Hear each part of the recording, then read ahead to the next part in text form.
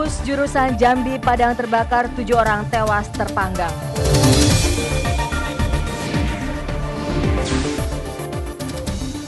Seorang caleg membagi-bagikan angpau Rp5.000 saat Imlek.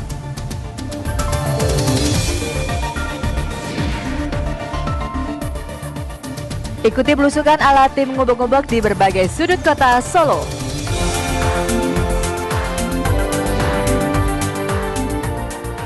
Layar tancap ternyata belum mati dan masih punya pasar sendiri.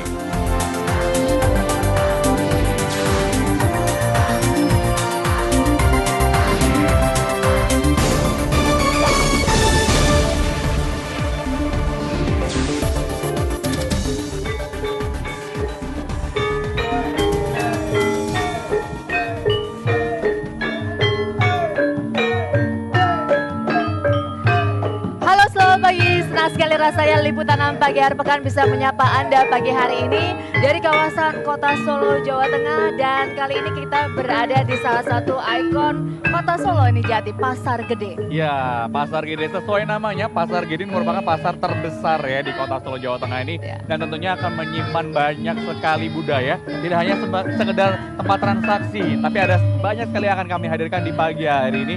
Tentunya selain juga berita-berita menarik yang sudah disiapkan ya, untuk kami sajikan kepada Anda. Nanti kami akan juga mengajak belusukan. Tadi kalau tim ngobok-ngobok juga akan belusukan ke sudut-sudut kota yang ada di Solo ini.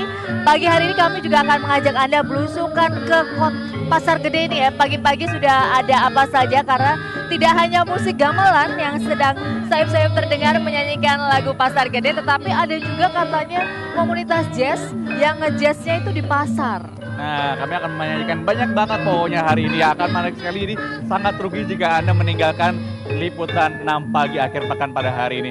Langsung saja kita jelang liputan 6 pagi akhir pekan selengkapnya. Anda bersama saya Jati Dharma. Dan saya Anastasia Putri.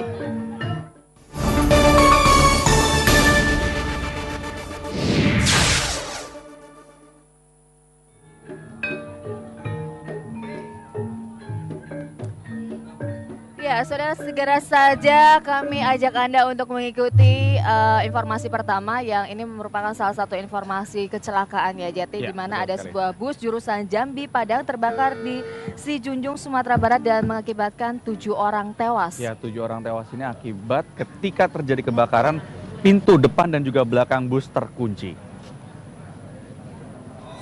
Halo, Bang. Setelah dirawat di rumah sakit, Iqbal Pandawa kini sudah sedikit membaik.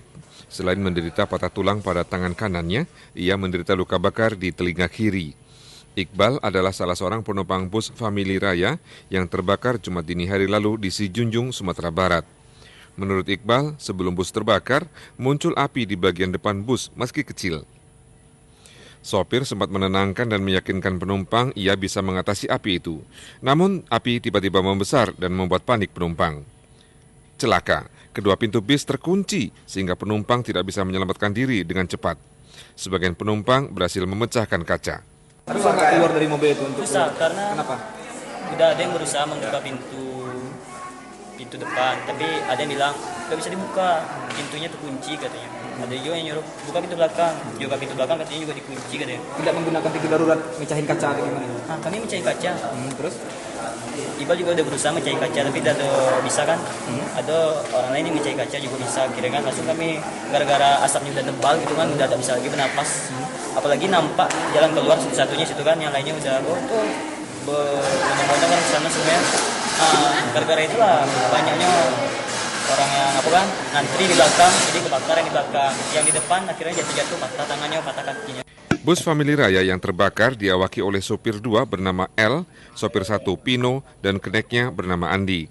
Ketiga awak bus ini belum diketahui keberadaannya. Keberadaan sopir dan kenek, itu sopir ada sopir 1, sopir 2, kemudian kenek 1. Kemudian keberadaannya bisa juga kita prediksikan 2 prediksi. Yang pertama mungkin masuk dia kelompok yang meninggal dunia 7 orang tadi. Kemudian bisa juga kita prediksi melarikan diri. Dari 37 penumpang bus, 24 orang selamat dari maut, meski 3 orang diantaranya terluka bakar.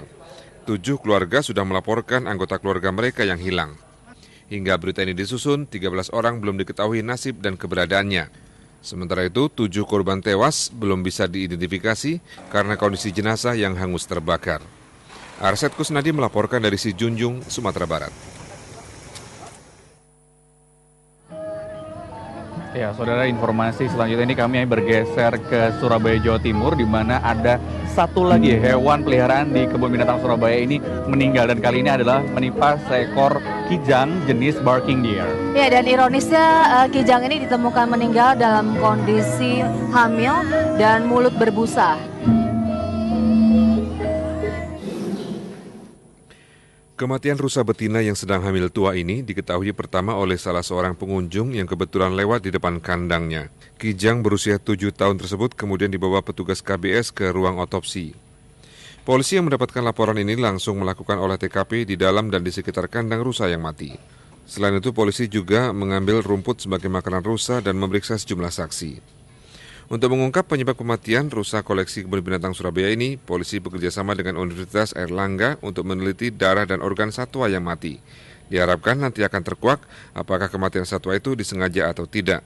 Tujuannya untuk apa namanya, untuk mengetahui apakah ada unsur kesengajaan atau unsur memang mati itu wajar. Artinya kalau misalnya sampel itu kita ambil, sampel makanan maupun minuman ternyata steril, berarti kan bukan disebabkan karena makanan dan minuman.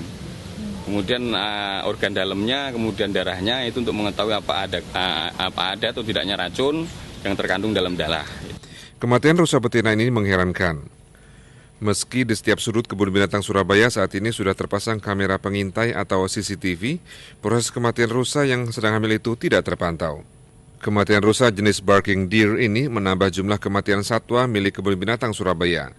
Data pengelola KBS menunjukkan sekitar 130 satwa mati selama 9 bulan terakhir.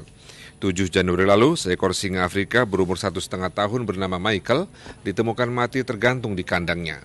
Lalu, sepekan kemudian, seekor kambing gunung juga ditemukan mati di kandangnya. Banyaknya kematian satwa di KBS memunculkan ejekan sekaligus kritik bahwa kebun binatang Surabaya adalah kebun binatang kematian. Rahmat Hidayat melaporkan dari Surabaya, Jawa Timur.